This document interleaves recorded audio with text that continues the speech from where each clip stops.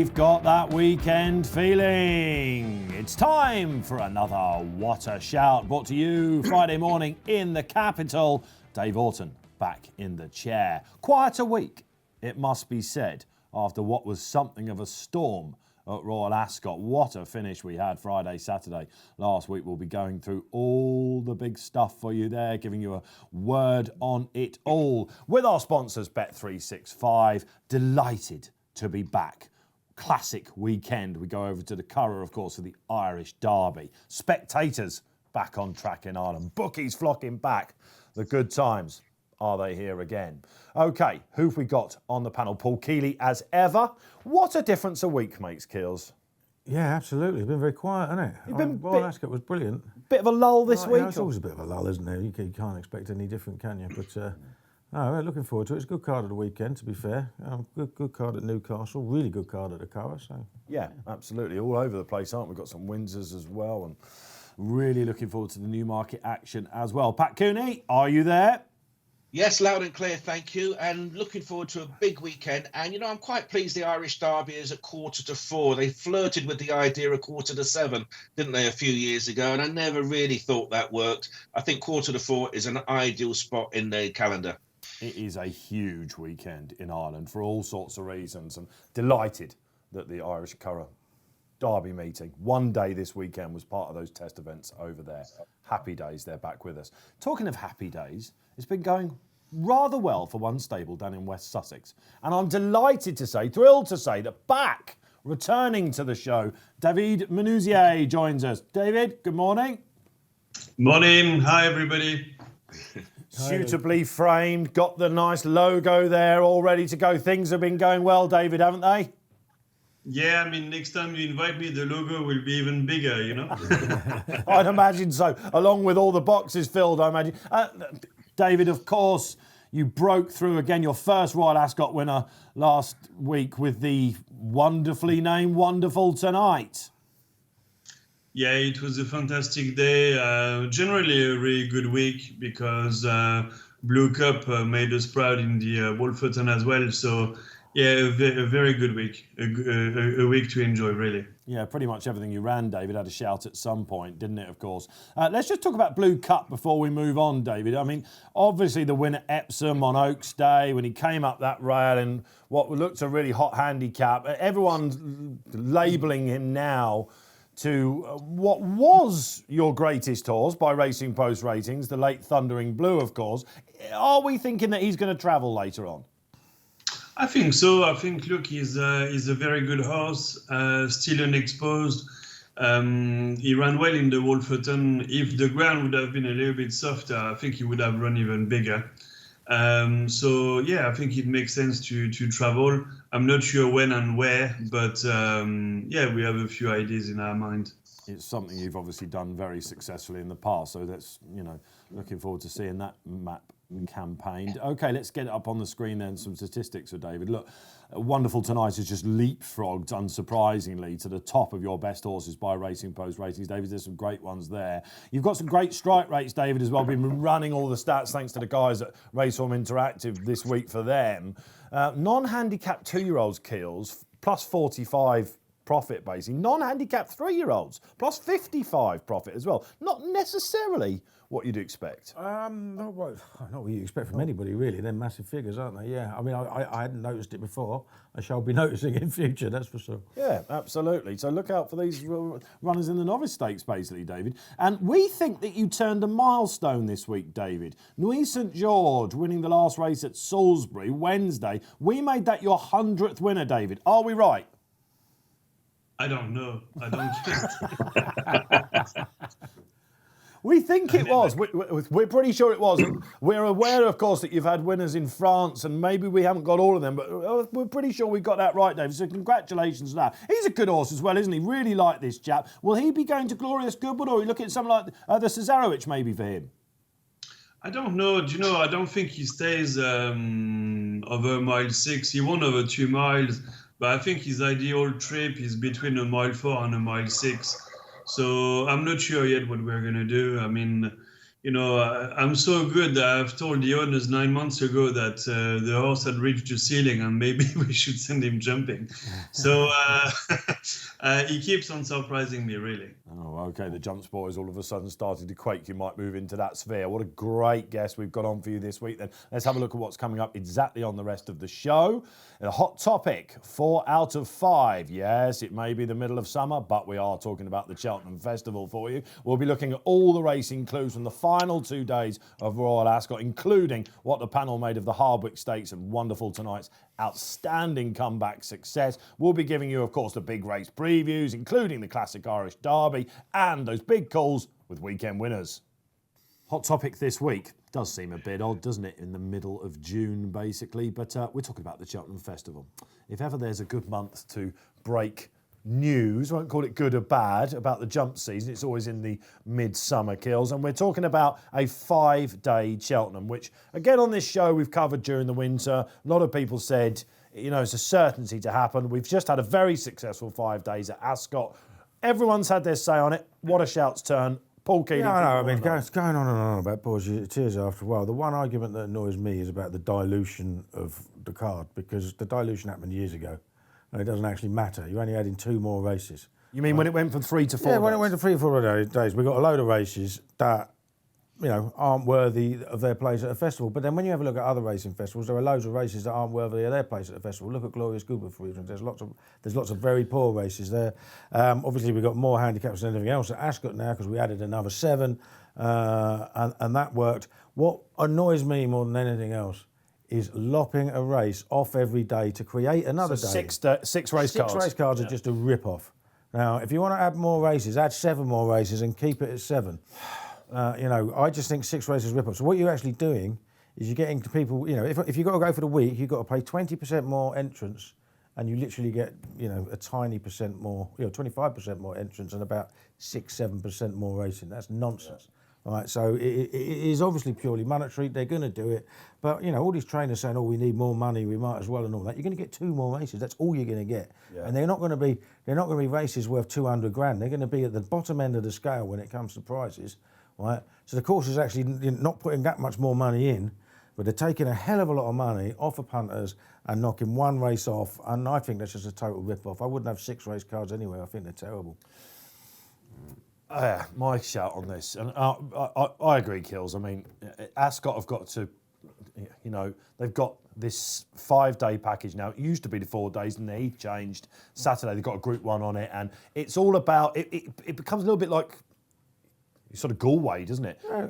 Cheltenham have got to work out what they want to be. Well, Galway has 3 or 4 good races. That's it. And a lot of dross. But it's all about the festival, isn't it? It's a festival. It's a racing week. And listen, some people just want to go for the experience. Would you turn up for a day that had 4 quality races plus a bumper and a cross country? Difficult, isn't it? I would go. No, it is difficult. But it's in the part of the calendar where people are desperate coming out the winter to get back out there, aren't they? And it's the Cheltenham week. Everyone has their traditions, of course. Hopefully. I mean, I go jump racing throughout the winter. I go every Saturday when it's reasonably local. You've gone away to, sometimes go down to Cheltenham, sometimes go to Warwick, etc. So I like going anyway. Well, I like going for a good card.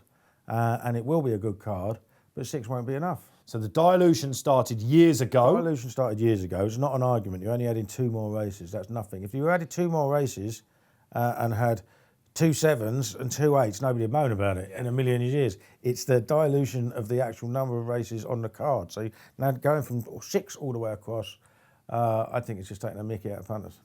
So still a bit to fix there. Is it inevitable, Pat Cooney? Of course, on the Friday when we thought Royal Ascot might be off, a lot of people saying this would be disastrous for the levy. Nicky Henderson, top UK jumps trainer, comes out and says jump racing cannot turn down the money. Oh, absolutely. But I'm with Keels on this. A 6 race card, really? I just don't see that being popular with the public at all. And prices are going to have to come down rather than up. I mean, it's not for me. I would rather there be 7 races, 5 days of 7. Let's have a veterans chase. Let's have a mayor's this and a mayor's that. And let's have a 2.5 mile hurdle. Let's go to town on it if we are going to do it. I suspect it's inevitable at some point we will have it. But when do you run the Gold Cup? That would have to be on a Saturday now. You can't have the highlight of the meeting in the middle of the meeting. I would imagine the Gold Cup would have to be on a Saturday. How does that affect the ground for these horses? Are we going to have more races on the old course than the new course? That's a clerk of the course's nightmare as well, I suppose. But if you have a Gold Cup on a Saturday, you're now clashing with Premier League football and other stories. So if you want to try and get the Gold Cup winner on the front page because he's won on a Saturday, I don't think it's going to happen. So it will happen eventually. I'm absolutely sure of it. But give us more than 2 races, and certainly give us more than 6 races a day. Yeah, do you think it is a certainty to happen, isn't it? I think it'll happen in the future. I'm not entirely certain that it'll happen in 2 years' time, but I mean, we're heading that way, aren't we? You can sense a little bit of a lull about the idea here. Listen, it's the best thing about jumps racing, isn't it? Let's have the Gold Cup on a Saturday, absolutely. Clerk of the course is a bit of a nightmare for him. Simon Clace recently announced he was off. Perhaps he knew.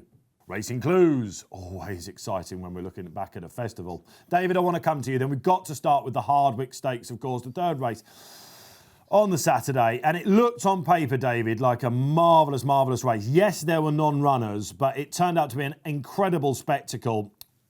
Of course, with the inspection called on Friday, one man that was obviously extremely happy with the weather and how it goes must have been David Menuisier down in Pulborough. Yeah, I mean, look, I was absolutely delighted until they decided to inspect, and then I thought maybe I danced too much for that rain dance, you know. But no, look, the rain came at the right time. The Hardwick wasn't necessarily a target, and we started to think about it when last weekend, but the weekend before Ascot, when it looked like the weather was starting to, or possibly could change in midweek. And everything fell into place as we went along, really. Okay, all right. So let's talk about where she goes from here, David. I mean, we gave her a Racing Post rating of 120. Just exactly how fit was she, I guess, David? I have heard varying reports, David, that you said she was under 90% fit. I mean, that can't be right, surely. I think it is right because, look, in my mind, if a horse is 100% fit, it means that they can sustain their best effort from the start to the end of the race, which is not what she did, because she did get tired in the last furlong. So then your statisticians can come up with the best fitness rate. But I think yeah, she probably was around 90% because she got tired in the last furlong, basically. And it was quite clear that she did, and she had a good blow afterwards. So she will definitely come on for that race. There was plenty of money of her beforehand, David. And William Buick, your jockey's comments afterwards, she really surprised me from 2 furlongs out. At what point did David Menuisier camp know that you were going to take home the Hardwick? And when did you start screaming, David? I think I started screaming on Friday. That reminds us, of course, of your previous appearance here on What a Shout, the day before Champions Day. She just stretched her legs. I can remember it. Our viewers remember it as well. And you literally said to us, if she turns up like this, they won't see which way she goes. So a bit of What a Shout shine there for Wonderful Tonight. Form of the race kills, first and foremost. Let's really pick the nitty-gritty. I think the form's pretty reasonable. I mean, there were obviously good horses, or horses who handled the ground. I mean, we are used to a Hardwick. I am over the years of seeing 5 runner fields, 4s on favourites, and we had what on paper looked like a really, really strong contest. Very, very hard to pick a favourite even at one point. But she took it out like a 4s on shot. So I think there's every reason to be very positive about the form. And as long as the ground is soft, I mean, you've got to respect her wherever she goes. Absolutely. So that is the final question about Wonderful Tonight, David, coming to you. There's an old saying in racing, we've used it quite a bit this year because of changing weather. They go on it once. Is she chasing the rain? Yeah, she'll be chasing the rain. And as I said to a few of your colleagues on the day, I think if the ground was coming quicker than good on our day, then I would give it a shot. But I would try to not do that before the big day. Of course, because if you had your time again and you knew what the weather was going to be last year, David, you would have gone for the art, wouldn't you, with the 3-year-old allowance? I guess that brings in another question to you. I said it was the final question, but we got David. We might as well pick his brains. Now she's a 4-year-old. Will you be wary of a 3-year-old filly? So far, not really. I think we need to see how they improve in the next few months, because obviously winning the Oaks by 16 lengths, I only think about one filly at the moment, but winning the Oaks by 16 lengths is very impressive. But then I think the legitimate question is, what did she beat, and will she go on in the next few weeks or months? And if she can do that 2 or 3 times in the next few months, then obviously, we will start to consider her as a true contender. I think people get very excited these days with flashy performances, but I think it's on the long term that you see the true good ones. And I hope for Connections that she is the filly everybody talks about, but until she proves it, she's not. That's interesting, isn't it, Kills? The whole of the racing industry, all the trainers thinking, just what is Snowfall? We're in trouble. Well, yeah, exactly. But that's the whole point, isn't it? I mean, I'm one of those, flashy performances I would prefer not to believe than to believe. That's just the way I look at things. They've got to do it again for me, and I think that's the right angle to take. OK, let's talk about some other races then over the final 2 days. Of course, we covered on What a Shout the previous 3 days, didn't we? Look, the inspection was crazy. We were in here, weren't we? We didn't know, will it, won't it? Mottershead was changing markets with his tweets. It was 4-1 on to be off at one point, wasn't it? And then Mick Fitzgerald comes on telly and says, "This is fine."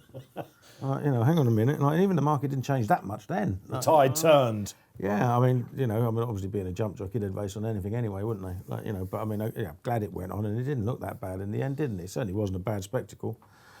I'm fascinated by the sprinters. This is really, really good year for 3-year-old sprinters, isn't it? And we've got Dragon Symbol. OK, probably deserved to get chucked out, but I still think was probably the best horse in the race. I'm with you. And will go on faster ground. Yeah. And Rohan. Wow. What did he do in the Wokingham? We did Wokingham off a mark of 112, and he won it pretty easily as well. They go together off to the July Cup. Oxted in there, you'd imagine. Dream of Dreams maybe as well. What a race to look forward to. Marvellous to see Dream of Dreams give Stouty an 82nd winner, wasn't it? At Royal Ascot, and the way he did it, 3rd time lucky in the race. That was a great story. Oh yeah, it was a good story. It wasn't the best story in the world for me because I was on Dragon Symbol, but there we go. Well, Wes Ward got his winner as well. It's the wrong race, isn't it? What did Dream of Dreams beat? Dream of Dreams was at the Diamond Jubilee. Diamond Jubilee, wasn't it? Yeah, God, yeah. Last week, what did that beat? It's a long while ago. It beat Glen Shield, didn't it? So it was a repeat of the Haydock Sprint Cup. Right, yes, of course, yes. My mind's going, man. Yeah, well, look, there you go. So the July Cup, Pat Cooney, looks like it could be a race for the ages if they all turn up. No Rohan, he's not entered. Yeah, he's not entered. They can supplement him, of course, and he would come there with a massive chance, wouldn't he? He was 55 a year ago, and now he's virtually doubled that rating as well. Oxted is just about favoured at 4-1, the reigning champ. But Starman, remember him? He's the forgotten horse a little bit in all this. He would have run in the Diamond Jubilee if it hadn't been such a testing ground for him. He might just be the best 6 furlong horse around. But it's great. We get Royal Ascot winners turning up, all merging together. Oxted, we've got Creative Force. Who's not to say he can come out and throw his hat into the ring. I think the July Cup is shaping up to be the race of the season. And we haven't said that about a sprint race for a while, I don't think. Yeah, all week we were getting another quote for the July Cup, David, I want to end this section with you. Creative Force took out the Jersey, Rohan took out the Wokingham. These would have been in the Commonwealth Cup, wouldn't they? But for the fact they're gelded. Where do you lie on the geldings running in, the top Group 1s at these festivals? I think the Group 1s should be open to geldings, and if the colts are not good enough, if they can't run in those races because of the breeding and what have you, and they could damage the breeding and what have you. I'm sorry, if a colt is not good enough to beat a gelding on the day, it shouldn't be a stallion, and that's it. Oh, there we are. That's the final word on the racing clues then. What did you make of the week? Get your comments in below. Have you got an eye catcher for us? Or indeed, what was the top performance going forward? Let's give you a big race preview then. Let's go to Newmarket. It's all on the July course now. The July Cup, only, 2 weeks away. But we've got the Fred Archer Stakes. We've got a St Ledger winner coming back, Logician. What did you make of his comeback out there? Let's see if he's the right favourite according to the panel after Pat Cooney gives us the frame of the race.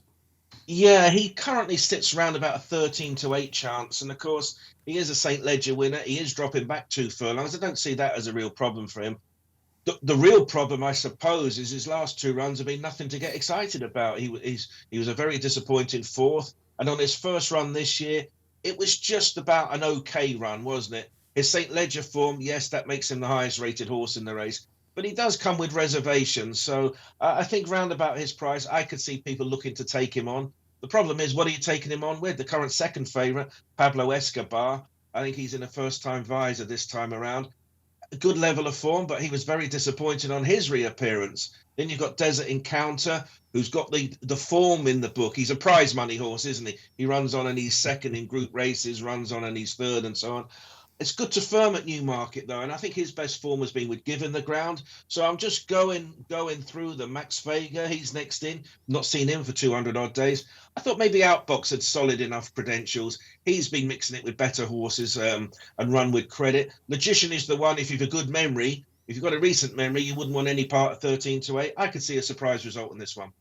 Okay, which leads us to go down to Pulborough then, because one man that has a rather big price runner in this, and I've got a feeling he's going to be confident about it. He's every right to be the form he's in at the minute. Winter Reprise runs for you, David. Yeah, look, I've always liked him, and he's just getting better and better. He's a big, heavy horse, and he's not the easiest to train because it takes him a long time to get fit. But on his work and on his form, I think he's got every right to be there. He ran a good race in defeat in the Festival Stakes at Goodwood, debatedly. It wasn't the perfect track for him.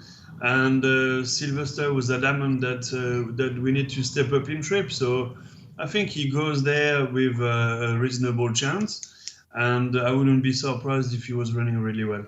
Okay, all right. You heard it there first. Logician then.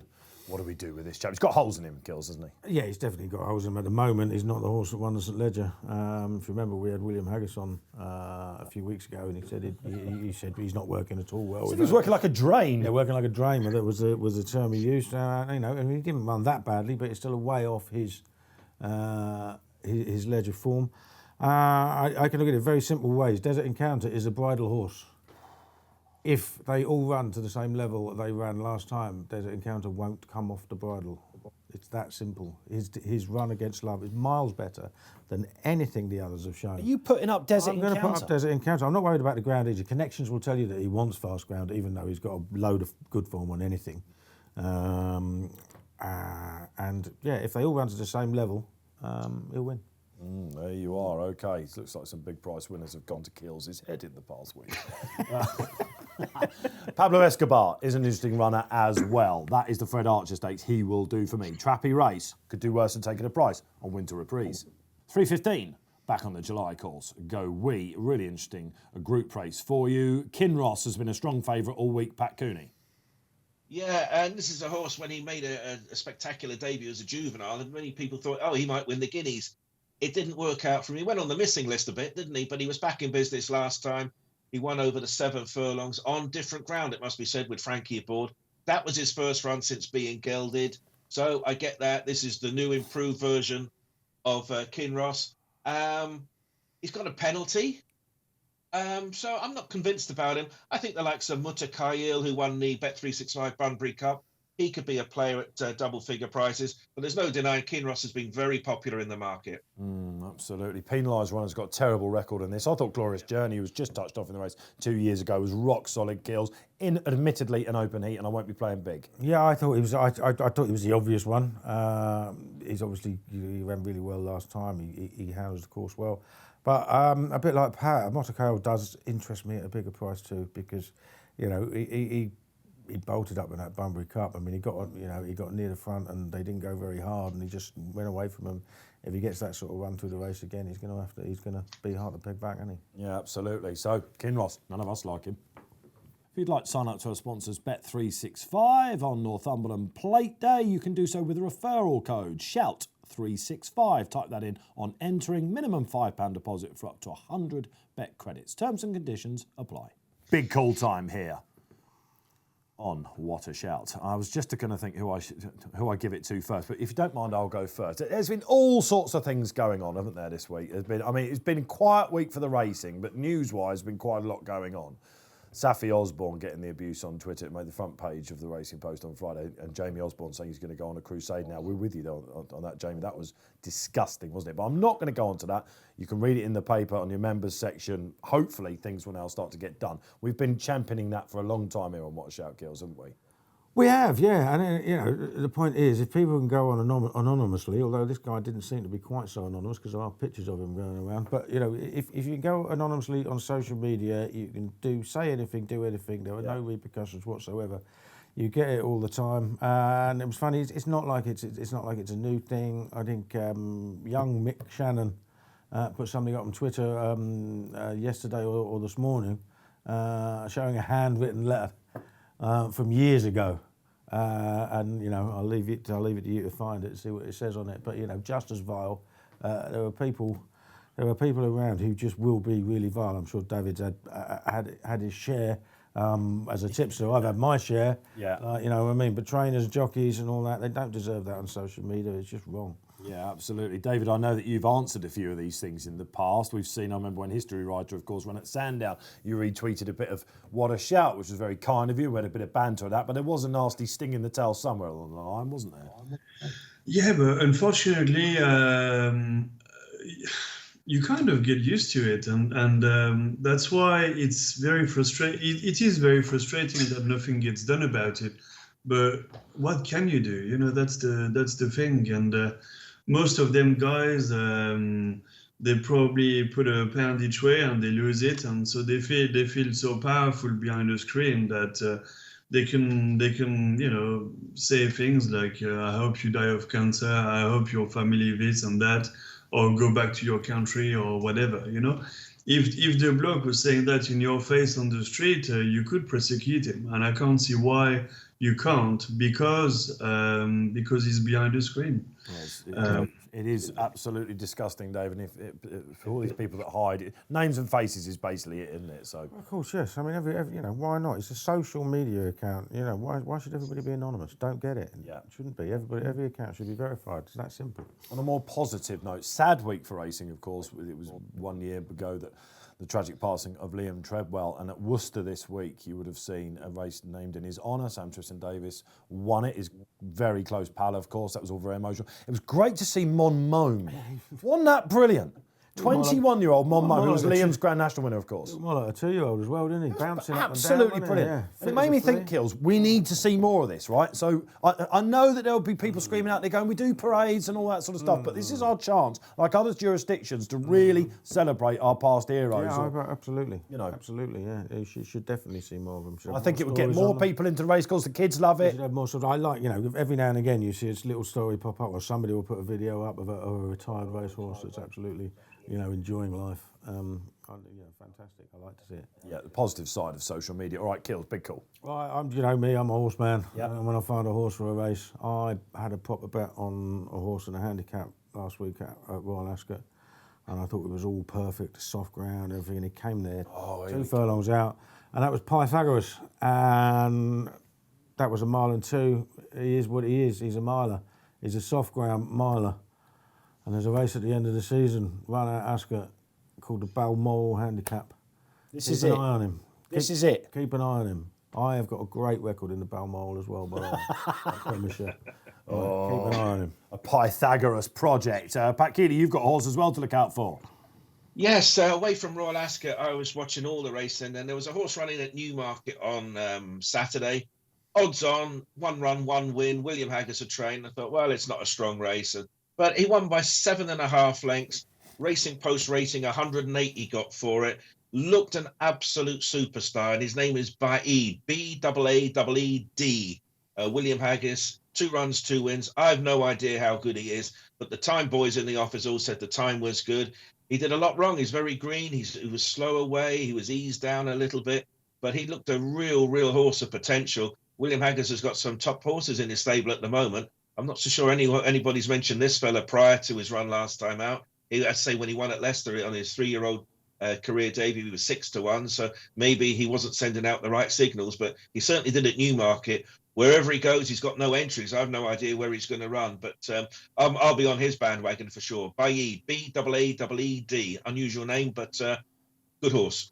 All our regular viewers will know that Pat's pronunciations sometimes are almost unforgivable. It's got to the point now where he's spelling them for them. Oh, yeah. It's quite hard not to say that, isn't it? A-A-E. I think he actually nailed that one, though. Yeah, David Menuisier, something to get off your chest.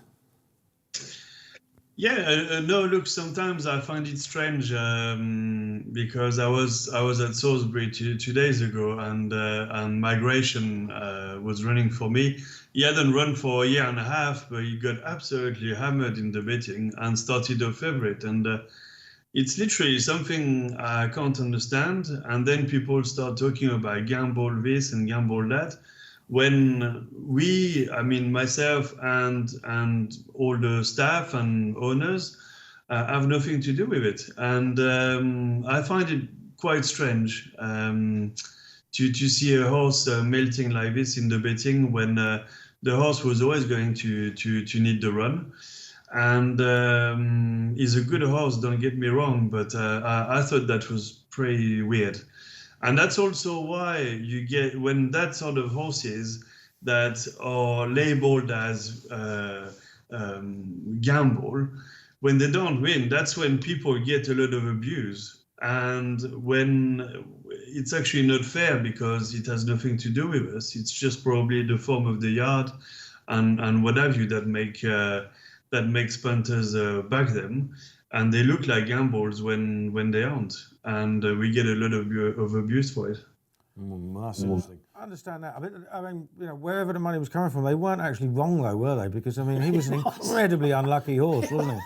Have a look back on your members section. Whether he's unfit or not, he dropped out of the stalls. They went no pace whatsoever. Just couldn't get a run. He absolutely flew, didn't he? Surely, with an even pace and a better break and the splits, he'd have won easily, wouldn't he? I don't know if he would have or not, but look, 2 years ago he was a really, really good horse, and he was very unlucky not to win the Calaglo at Sandown and the Dubai Duty Free at Newbury. He should have won both races. He was very unlucky twice, and he should be rated above 100. All I know as a trainer is that was a year and a half ago. He did his tendon since, and that was his first run. That's why I ran him over a mile because I felt that perhaps that would help him, as he is like in fitness. Whether he would have won or not, I don't know. But he'll definitely be competitive next time. What's he in, David? Is he in the John Smiths or something like? Because a lot of people were screaming Cambridgeshire after that. No, he's not, because as he came back into training about 2 months ago, it was very hard to. The horse came to himself by himself, if you see what I mean. I didn't push him to make a date of any sort. So I didn't enter him in the John Smith then. Maybe I wish I had now, but that's life. And he'll have plenty of good races later on in the year. Notice that Winter Reprise is in that, of course. OK, there were your big calls. 3:30. The Pitman's Derby, as it's known, the Northumberland Plate. Quite a few years now, run on the Tapeta up at Newcastle. Part of a wonderful 3-day meeting up on the Tyne. Pat Cooney, he didn't make the Gold Cup. He was pulled out. Holly was absolutely crushed. She's not riding this time. Reese Clutterbuck, a young jockey going places, claims 5 off the big weight that Trushan has to carry. Yeah, and Trushan, of course, he missed the Gold Cup, as you said, because on the Thursday it was fast ground. 24 hours later, it was heavy ground. If the Ascot Gold Cup had been run on a Friday, he probably would have won it for me. So great to have a horse of his class and his talent in the race. But you do look at it, don't you? 10 stone 4, like really 10 stone 4 on a surface. He's not got no apparent edge over. Reese Clutterbuck claiming 5, perfectly capable. Interesting move up. I don't know. Me personally, I would have stuck with Holly Doyle, but there you go. They wanted to get under the 10 stone mark. He's a very, very popular horse. He has been all week. Even when there were suggestions that an apprentice who was not certain who it was going to be at the time, even then he was still popular in the market. He's drawn in 12. I don't think we worry about the draw so much in the Northumberland Plate as we used to. It's going to be hard to beat, but I keep thinking he must be beatable, surely. The mover of the race actually has been Australis of Roger Varians. Now, I'm a bit surprised at this one as well. He was second in the race last year, ran well, second to Caravan of Hope, but that was off of 86. He's been beaten several times since, and now he's off 96. So I'm surprised at the money for him, but you have to respect that. I think Dubious Affair is a perfectly solid makeup, a little bit unlucky at Royal Ascot. Quick reappearance, I think it's £4 in hand at the handicapper. Jamie Spencer aboard. I'm sure he'll be just sitting out the back, weaving his way through. But I look at the front two in the market and I think, well, yes, they've claims, but not really. I could see other horses being popular in the market. I think Dubious Affair is probably my idea of the most likely winner, however. This is one of the two that I got from Royal Ascot. I like Reshun as well, who we think probably had, if the 11-day ban is anything to go by, one of the harder races of the week. But this used to be a trend, didn't it? Horses going from the Ascot Stakes to this. Yeah. And it used to be deployed successfully, didn't it? Yeah, not for a while. 2009, I think that was the last time. But it used to happen a fair bit, so I don't think there's any reason to worry about the gap since the last time. I think Dubious Affair, to me, it was the obvious one, because that was a good run. Probably almost certainly should have won. And is well in. You don't know how they're going to back up. I love Trushen, but when they're that sort of price, given that much, I could only find one horse running off a mark of as high as 118 in Britain in the last 12 years. And that was a 3-year-old who was getting a big weight for Agelands. Fields of Athenry, I think, finished 7th in the Ebor a few years ago. That was all I could find. I think Ocean Tempest won off 115 in about 2014. That's the highest I could find. Can be done. It can be done. But that was 7.5 furlongs. Look, he's the class horse, Kills, and he's going to attract support, isn't he? Because people do love it. Oh God, and he might well win. Like, you know what I mean? But there are others who could be. There are others who could be well handicapped. Now I've ended up backing a couple that are fairly exposed, but Rodzinski's one of my cliff horses. He's such a talented horse, and I think he gives his all. He's just a little bit one-paced, but he's there or thereabouts. But virtually every time he runs, he didn't get the best of luck last year. He finished 7th. But he was wide all the way. He was well off the pace, and then he hit trouble turning for home. And I've got no doubt whatsoever he handles the track. It just didn't pan out for him that day. So I'm giving him another go. He's definitely well enough handicapped to be a runner.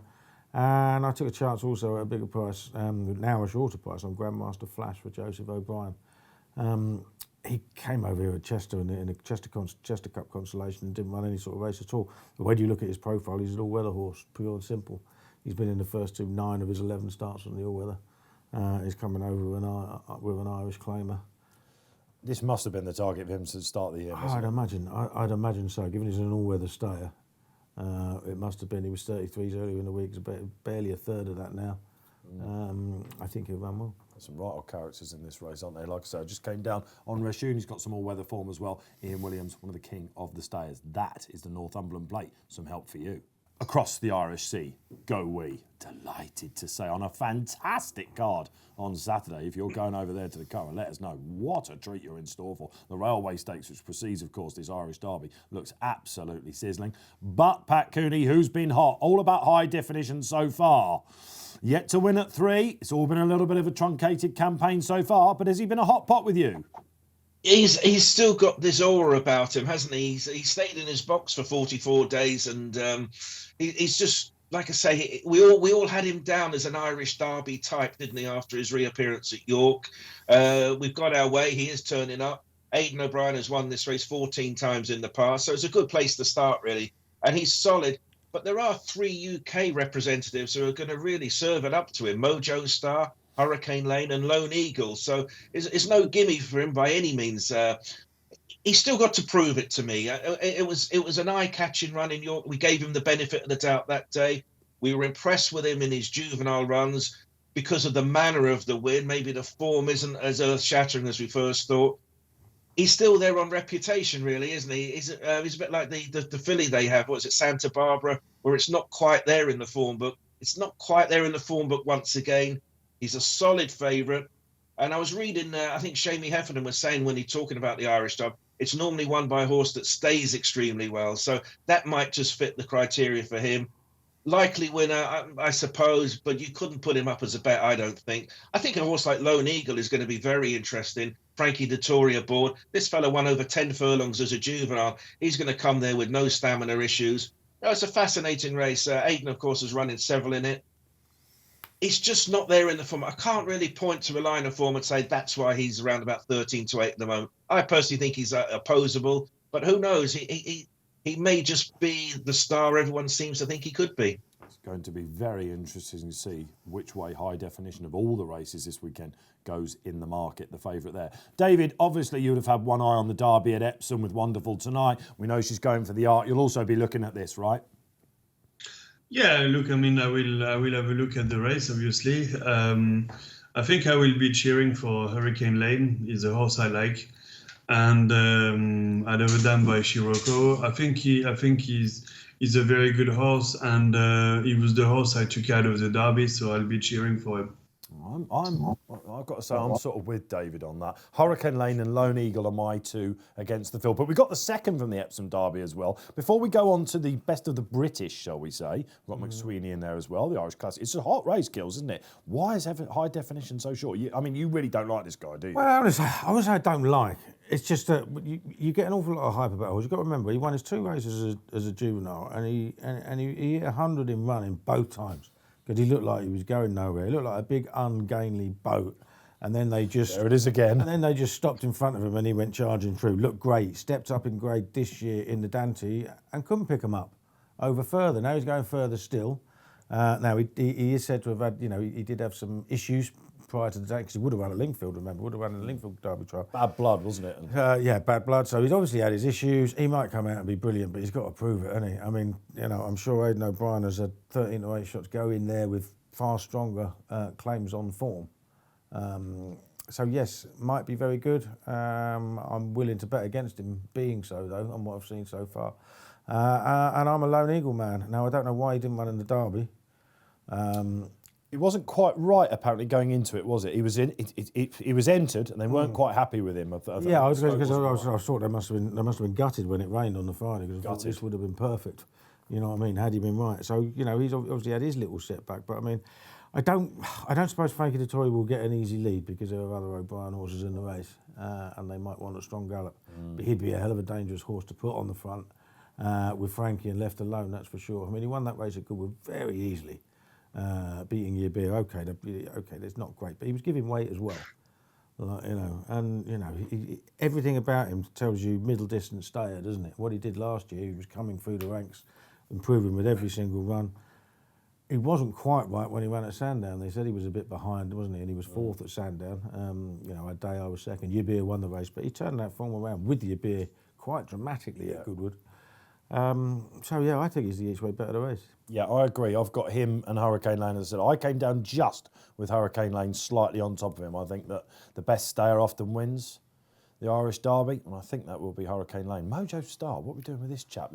You can't ignore him, can you? Is he Dragon Dancer Mark II? Well, Dragon Dancer, Cherry Mon. Do you remember Cherry Mon? If you're not sure what we're talking about out there, we're talking about horses that basically maidens in Group 1s that always look like they're going to win them and can't win a maiden. Yeah, but he might. But he's only had 3 goes, hasn't he? You know what I mean? It's not. There's some operation going forward, aren't they? Ammo Racing. Arrived on the scene. He's you can't argue. He's a very interesting horse. What we see, was it a fluke?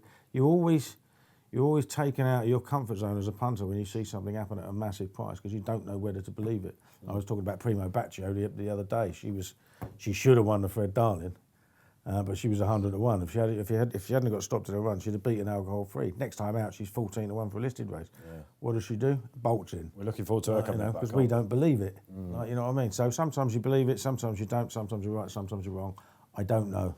Final word on McSweeney, because I don't want people to throw tomatoes at the screen saying you're not mentioning an Irish Guineas winner. Why are we all not looking at the because Bolger, listen, poetic flair, we saw what he did for the form. Yeah, I just think he's a ground horse, is he not? Van Gogh's been backed as well, hasn't he, during the week? So yeah, it doesn't really do it for me, him. But I think McSweeney is a ground horse. That's all I can say. The softer the ground, the better. And there's only bits and pieces of rain now, and it looks like it's going to be good ground. It's an absolute classic then. 3:45 at the Curragh. Don't miss it. Let's get some naps over to you then. It's going to be a 4-timer this week, I think. And in the 5.25 at the Curragh on a brilliant card. Look out for Dermot Weld, Oisin Order. Got Blue for You. This is easier than her return when she didn't get home over a mile 2. She's back down to a mile. Like lots about her. Look at her 2-year-old form at Galway. That stands out. Pat Cooney. Yeah, Chester for me, 320. And if you like red hot handicap form, here's the horse for you. Cairn Island, number 3. Also went first-time cheek pieces. Now, this horse has had one run this year. He finished 4th. The winner that day was Creative Force, won at Royal Ascot. Second that day, Significantly, won at Royal Ascot. 5th that day, Rohan, won at Royal Ascot. 3rd that day, Jumpy, come out and won again since. 6th that day, Bravado, come out and won again since. That is the hottest handicap that has been run all year. This lad ran well. He finished 4th. He's only beaten about 3 lengths. That was off a 91. So when I saw the entries and how the form was working out, I thought, I wonder how much the handicappers put him up. You know, we often hear trainers griping, oh, he stayed in his box and he went up because the form's worked out. But guess what? He's rated 90. He's gone down a pound. Could you spell his name, Pat, for us? Yeah, Cairn Island. Number 3, 320 at Chester, Cairn Island. He's gone down a pound for the best handicap form. I'm sure Kevin Ryan doesn't want people to know that, but yeah, he'll win, won't he? I don't think we've ever seen Pat so excited about a nap, that's for sure. Got a bit of the old Paul Kealy rubbing off on him there, isn't Yeah, he? I was thinking, I'm going to write all this down. That's how to put up a real strong case. Well, no, it's good. Feels? Right, yeah, I'm going in, I'll be other end of the market in a different race.